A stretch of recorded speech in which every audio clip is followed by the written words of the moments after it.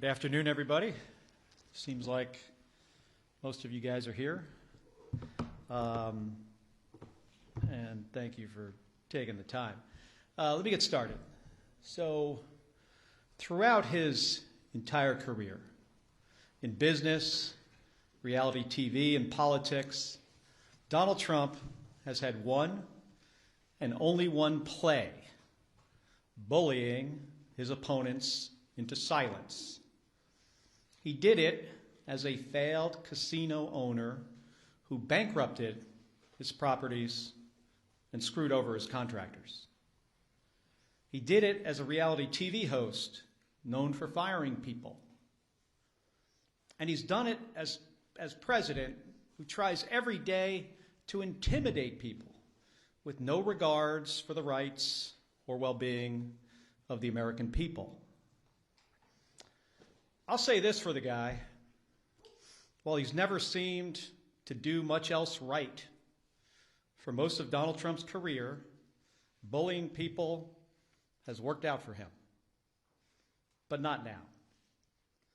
Because I won't let it happen. The American people won't let it happen. President Trump is trying to silence me, threatening to kill me for saying what is true. And he sent his Secretary of Defense after me. And it's not going to work. Here's how we got here. A week and a half ago, Senator Slotkin and I, along with others who also served in the military and the intelligence communities, we released a video with a simple message to service members that they must refuse illegal orders. Nothing was controversial about that. Everyone must follow the law. No one may break the law. This is pretty basic stuff. Seeing that video, here's how any other president would have responded. They would have said two words: of course. But that's not how this president responded. We've become so accustomed to Donald Trump's behavior that it is worth emphasizing.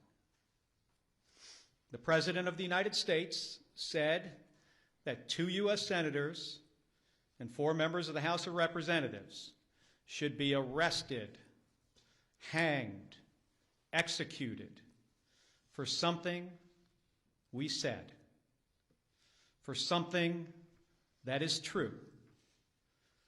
My family knows the cost of political violence. My wife, Gabby, was shot in the head and nearly died while speaking with her constituents. The president should understand this too. He has been the target of political violence himself. The Speaker of the Minnesota House of Representatives, Melissa Hortman, and her husband were murdered in their home this year. The Governor of Pennsylvania, Josh Shapiro, had his house firebombed this year. Then Charlie Kirk was assassinated at Utah Valley University, a place I visited just a few weeks ago with Republican Senator John Curtis. Faced with a wave like this, every other president we have ever had in the history of this nation would have tried to heal the country. But we all know Donald Trump. He uses every single opportunity to divide us. And that's dangerous. The president's words carry tremendous weight. People listen to him. And he knows that. And that's exactly why he does what he does. He makes these threats to silence people. And if that doesn't work, he abuses his power to intimidate people. And with the consent of Republicans in the United States Senate, he has surrounded himself with people like the Secretary of Defense, Pete Hegseth, who will do whatever he says with no question, no matter what. Trump and Hegseth, they care more about publicity than they do about the rule of law. That's how I ended up finding out via a tweet that the Secretary of Defense was ordering an investigation into me. The same Secretary of Defense who has, from the moment he was nominated, has been historically unqualified for this position. The same Secretary of Defense who is reported to have ordered a second strike to kill shipwreck survivors in the Caribbean. If there is anyone who needs to answer questions in public and under oath, it is Pete Hegseth. It's a dangerous moment for the United States of America when the president and his loyalists use every lever of power to silence United States senators for speaking up. But we all know that this isn't about me, and it's not about the others in that video. They're trying to send a message to retired service members, to government employees, to members of the military, to elected officials, and to all Americans who are thinking about speaking up. You better keep your mouth shut or else. This has been a singular focus of President Trump's second term. Not addressing costs, not creating jobs, intimidating people, and going after the people he views as his political opponents. He's done it to companies. You better write a check to build my ballroom, or I might not approve your merger. He's done it with universities. You better fire your president, or I'll pull your research funding. He's even done it to late-night hosts. You better not make jokes that I do not like, or I'll get you taken off the air, and I'm going to take your company's broadcast license. And he does it every week with Republicans in the House and the Senate. You better toe the party line, or I'll make sure you never get reelected. Folks, this comes at a cost. And not only to American companies, colleges, and comedians. It damages every American's freedom of speech and the balance of powers that form the foundation of our democracy. Because when Republicans in Congress are too afraid to disagree with this president, it means that his bad ideas go unchallenged. He has slapped reckless tariffs on countries across the globe, skyrocketing the cost of everything from groceries to school supplies. Republicans historically, well, at least a year ago, they hated tariffs. But when it comes to voting to undo them, they are too afraid of Donald Trump. So Americans pay more for just about everything because of spineless politicians. It's the same with healthcare costs. There are Republicans in the House and the Senate who really want to do something to prevent these healthcare premiums from spiking for millions of Americans. The solutions are simple, but President Trump says he doesn't want to, so nothing happens. Nothing except a government shutdown. It goes on and on. The president has gone too far. Everybody needs to wake up. The occupant of the Oval Office is ignorant to the Constitution and has no regard for the rule of law. In trying to silence me, in proposing to court-martial me, in threatening to kill me, for fighting back when our democracy demands that we must fight back. President Trump has crossed the line. And this time, it's not going to work. I will not be intimidated by this president. I am not going to be silenced by this president or the people around him, because I've given too much in service to this country to back down to this guy. In 1991, when Donald Trump was driving the Taj Mahal casino into bankruptcy, I was getting shot at over Iraq and Kuwait. In 2001, after Donald Trump said that the collapse of the Twin Towers meant he now owned the tallest skyscraper in Manhattan, I was carrying flags honoring 9/11 victims into space on a rocket ship. In 2003, when Donald Trump was writing birthday greetings to the monster Jeffrey Epstein, I was the first on the scene to recover the bodies of my fellow astronauts who died when Space Shuttle Columbia exploded during re-entry.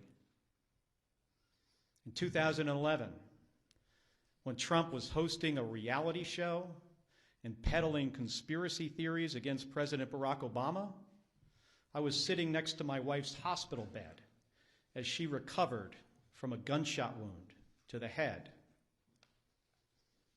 My point is this: I've been through a lot worse in service to my country. The President and Pete Hegseth are not going to silence me. They aren't going to keep me from speaking out, and they're not going to keep me from doing my job. Enough of the bullying, enough of the intimidation, enough of the threats, enough of your nonsense. Doesn't help anyone in our country afford their groceries or pay their medical bills. And it erodes the rights of every American. My job is to fight for them, to stand up for the Constitution, and nothing is going to stop me from doing my job. Thank you, and I'll take some questions. Hold on a second. Give me that folder there. Just sit this down here. Can you, well, I know it's Manu from CNN, but for everybody, just starting with you, just say who you are, you know, what station. The White House said today that Admiral Bradley gave the order for that second strike on the Venezuelan boat. They also said this was a lawful strike. Yesterday you said the second strike could be a war crime. Do you think that Bradley committed a war crime? Let me just start, Manu, by saying that there needs to be an investigation. We need to pull some of these members of DOD and the military into the armed services committees in the House and the Senate. You know, that's what the White House is saying. I hope what has been reported is not accurate. I revere members of the United States Navy, especially special operators, Navy SEALs. These are the most highly trained, you know, individuals in our military. I have deep, deep respect for them. So I hope what we are hearing is not accurate. I will say, though, you know, as somebody who has sunk 2 ships myself, that folks in the military need to understand, you know, the law of the sea, the Geneva Conventions, what the law says. And I'm concerned that if there were, in fact, as reported, you know, survivors clinging to a damaged vessel, that could be, you know, over a line. I hope it's not the case. I truly do. Should Admiral Bradley resisted that order? Again, I am, you know, not sure of all the facts yet. I don't want to prejudge before we have all the information. I think it's important for there to be an investigation. The inspectors general of DOD needs to investigate this. Unfortunately, an unqualified Secretary of Defense fired a bunch of them and got rid of a bunch of lawyers. I mean, Pete Hegseth, do I have a lot of confidence in DOD? Well, hopefully we have, inspectors general there that will be doing an impartial investigation. I think we should wait for the results of those investigations. Regarding this press conference and the investigation into your actions, have you spoken with DOE or DOJ or anyone? Have there been any conversations, any interviews yet? Like I said in my remarks, I was notified of a potential court-martial through a tweet by the Secretary of Defense. I mean, think about that for a second. How ludicrous is that? That's the only notification that we have received to date. And I think that says a lot about who Pete Hegseth is and what he cares about. He doesn't care about the law. He doesn't care about process. He doesn't care about accountability. He cares about views on his Twitter account. And that's a big problem. I mean, I want to ask you guys this question. Have you ever in the history of our country seen a less qualified or less professional Secretary of Defense? I cannot think of one.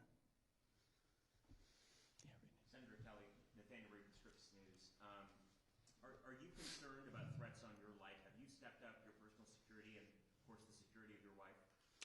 Hey, I'm no stranger. Gabby and I are no stranger to political violence. We get a lot of threats already. She continues to get threats. She gets threats on her life, more so today because what Donald Trump said about me 10 days ago, that I should be hanged, that I should be executed. The threats on us have obviously gone up. I'm not going to get into details about my personal security. We take these threats very seriously, and I take, the threats from this president seriously. How many times in our country's history have you heard a president of the United States say that members of the Senate and the House should be hanged and executed? I mean, I can't think of one. Those words carry a lot of weight. The number of threatening calls that we get into our office have skyrocketed. And they were very graphic. I mean, some of them were put, not from my office, but another member put them out there for people to hear. Ones we get are worse than that. So I take this seriously. But again, that's why he does these things. Because he thinks he can shut me up. I have First Amendment rights. I'm a United States Senator. I am doing my job. I'm on the Armed Services and the Intelligence Committee. He ain't going to shut me up. I mean, he intimidates other people. I'm not intimidated by Donald Trump or Pete Hegseth or anybody else. Thank you, Senator Nicole Kellyanne with CBS News. Yeah. Are you aware, just back on Venezuela, are you aware of whether or not the Secretary has had, and then Secretary Hegseth, that is, if he's had any conversations with any members of the Armed Services Committee, and in terms of these calls to investigate, do you believe the Secretary and Admiral Bradley should appear before the Armed Services? They absolutely should appear. I've talked to the chairman of Armed Services about it and the ranking member. They should absolutely appear. I'm not so confident they will. This is not an administration that tends to follow any norms. But we need to get to the bottom of this, of what happened. And we are not Russia and Iraq. I'm really concerned if the reporting is correct. Again, I hope the reporting about this incident is not accurate. What the White House said today actually indicated it might be, but we're going to have to see. Going back to the DOD matter, are you considering any legal action for the threats of being court-martialed or any of the tweets or threats of investigations? You mean like me suing Donald Trump for what he said? I think what he said about us is dangerous. It's ridiculous. It is a violation of our constitutional rights as Americans and our rights as senators to do our job, and he's trying to intimidate us. But I have not considered that, not at this point. Yeah. Thank you, Senator. Do you see this as fundamentally First Amendment issue for you that you want to highlight against the president, this amnesty? And how do you see the whole process Well, again, this isn't really about me. And that's why I think people are kind of got this a little bit off here. It's not about me. It's not about the other 5 members in the video. It's not about Alyssa Slotkin, Chris DeLuzio, Chrissy Houlihan, Jason Crow, Maggie Goodlander. It's not about us. This is about a president who doesn't want anybody to say anything that he does not like. I don't think he understands the Constitution. I'm serious about this.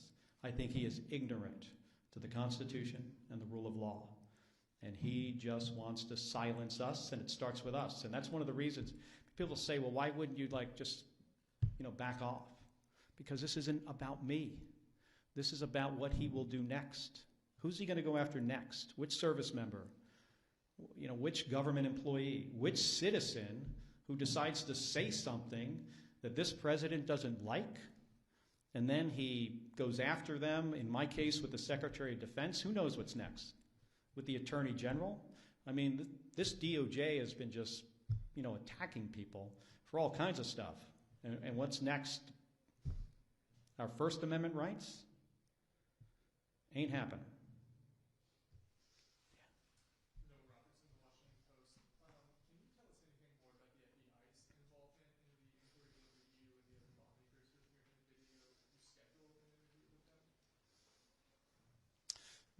We haven't heard all that much. We got notified. I think the better question is, what is their motivation? Did this come from the FBI? Do you guys think the FBI, they went into their meeting that morning and said, of all the stuff that's going on in the country right now, we got to get right on top of this. These guys said something the president didn't like, and now we've got to do something about it.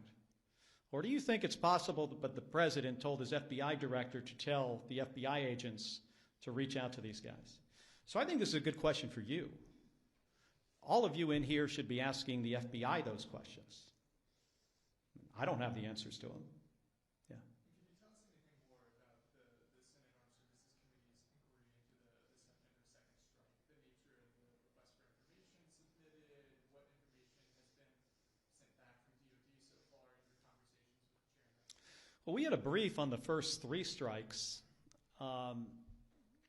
and I have said this, before 10 days ago, that they're tying themselves in knots trying to explain why this entire operation is legal.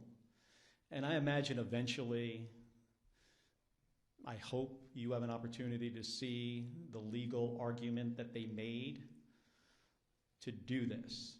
It's important for the American people to see it. We have to get folks before the committee. And, that process might take a little while. But I ultimately think we're going to get to the bottom of this. And again, if what seems to happen actually happened, I'm really worried about our service members. I was talking about this from the beginning of this operation, that the thing that I am most concerned about is the very difficult situations that this Secretary of Defense is going to put service members into. And it's because this guy is so unqualified for the job. I mean, think about this. He runs around on a stage talking about lethality and warrior ethos and killing people. We have the most competent, capable military this planet has ever seen by far. That's not the message that needs to come from the Secretary of Defense. The message should be about what's our mission and accountability and the rule of law and training. And let me make sure you're equipped to do really hard jobs. Let me give you all the tools you need to do something that often is an impossible mission. And instead, he runs around on a stage like he's a 12-year-old playing Army. And it is ridiculous. It is embarrassing. And I can't imagine what our allies think of looking at that guy in this job, one of the most important jobs in our country. In my view, after the President of the United States, it is the next most important job. He is in the National Command Authority for nuclear weapons. And last night, he's putting out on the internet turtles with rocket-propelled grenades. Have you seen this? This is the Secretary of Defense. This is not a serious person. He should have been fired after Signalgate. And then every single day after that.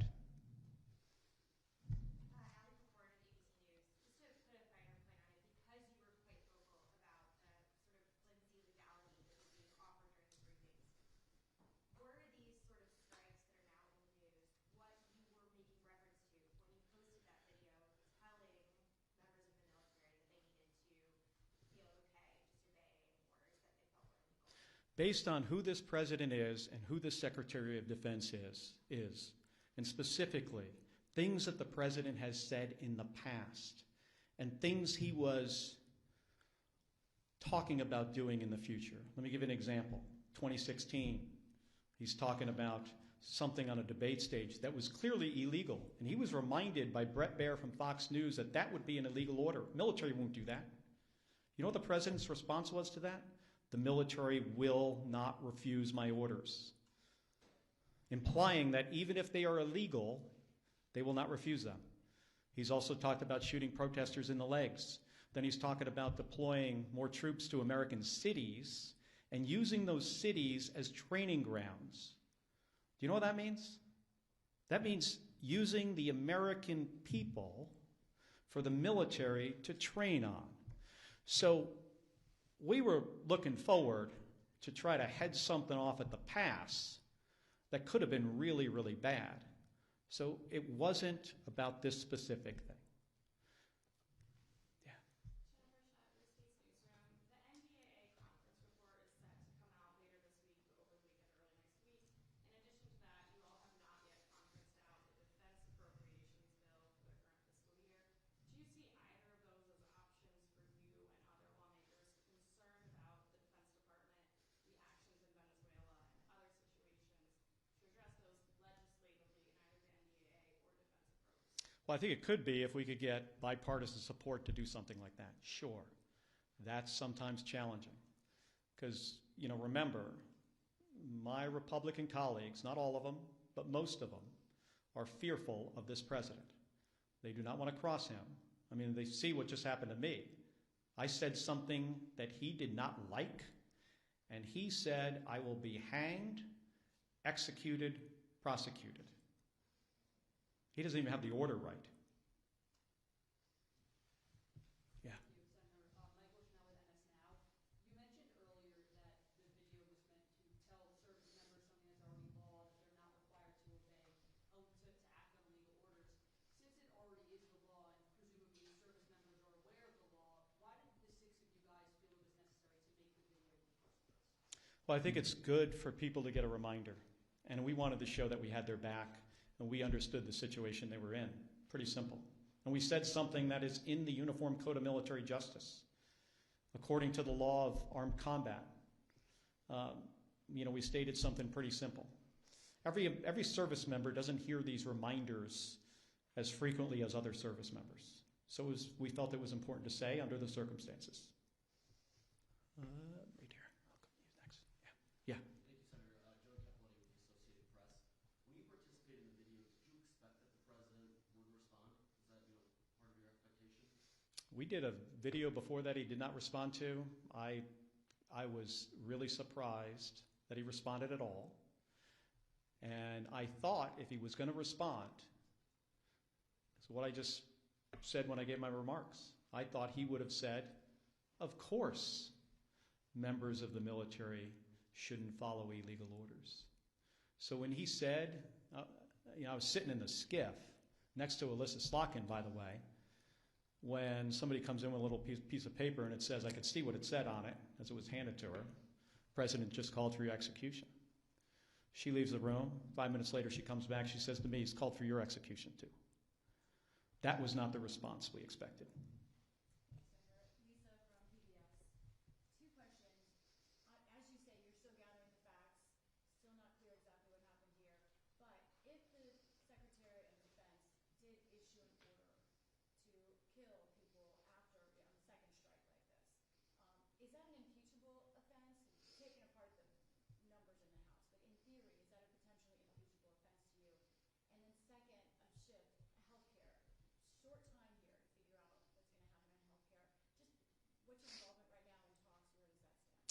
Well, on the first question, I think that's a question for attorneys. I am not an attorney. I don't pretend to be one. But only senators and House members. That is true.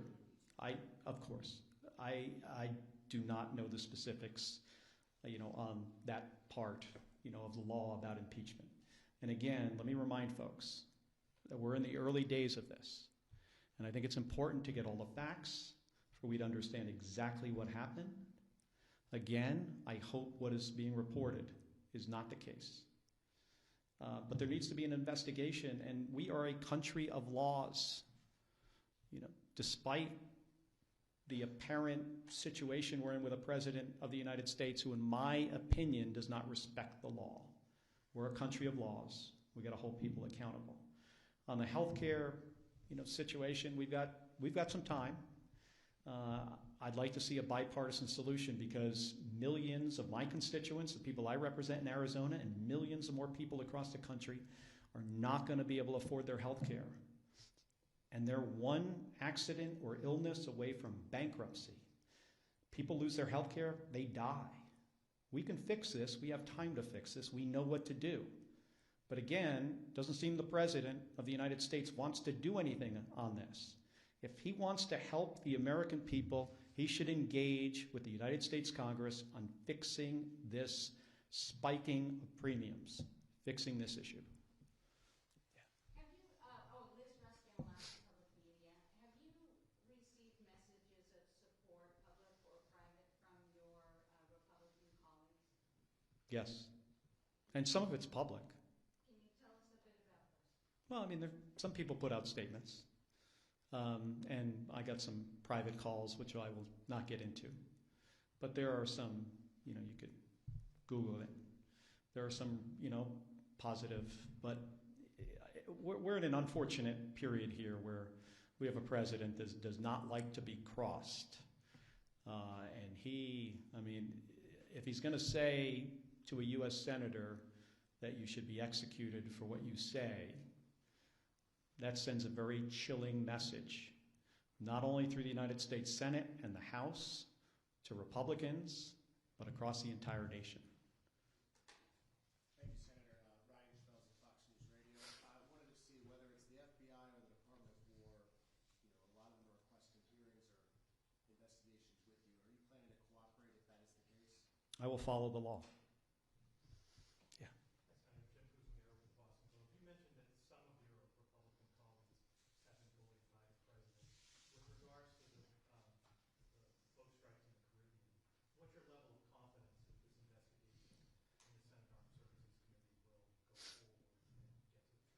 I have confidence, tremendous confidence in the chairman of the Armed Services Committee, Roger Wicker, senator from Mississippi, and the ranking member, Jack Reed.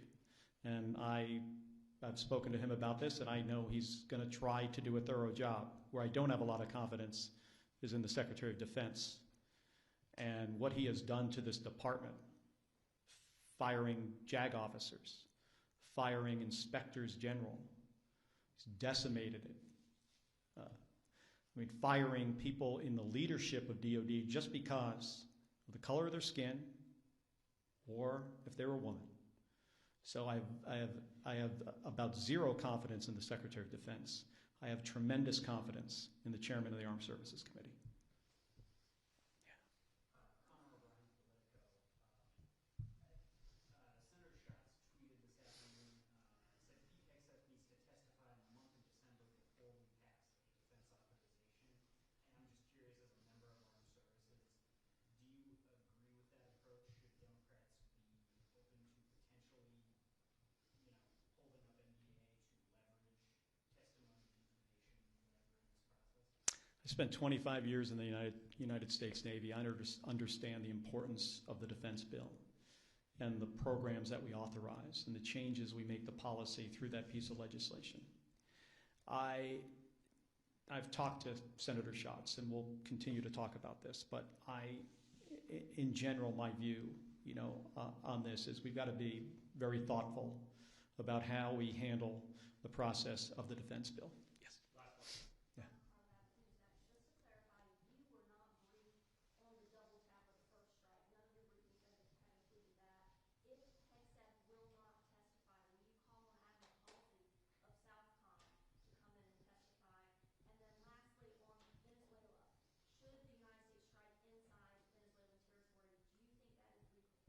So I'm going to have a conversation with the chairman and the ranking member about who specifically, we bring in to testify, whether we do it in public or not. I would generally prefer public hearing. We should probably do both. One in a classified setting, one publicly, so the American people could see. I'm still trying to figure out the justification that Donald Trump has if he was to, conduct kinetic strikes into Venezuela. What's the goal? Why hasn't he communicated this to the American people? That's the job of the president, to lay out a case before we go to war. And if it is about removing Maduro, how do you square that with pardoning Juan Hernandez, who is basically the same guy from a different country, who got sentenced to 45 years in prison, and he's barely been there? He probably hasn't even gotten settled in yet, and the president's going to release him? Doesn't make any sense. And I'll tell you what, regime change as a policy of the United States generally in our history has not worked out well. Think of South Vietnam. Think of the Bay of Pigs, Iraq and Afghanistan. It results in the deaths of U.S. service members without the intended outcome. And in this case, I don't even think we know the intended outcome. President needs to make a case to the American people when he is about to put thousands of American men and women in harm's way. This is not the way to manage the U.S. military. Hey, I want to thank all of you for spending the time here today. I'm sorry the room is so warm in here, but we'll cool it down next time. Thank you.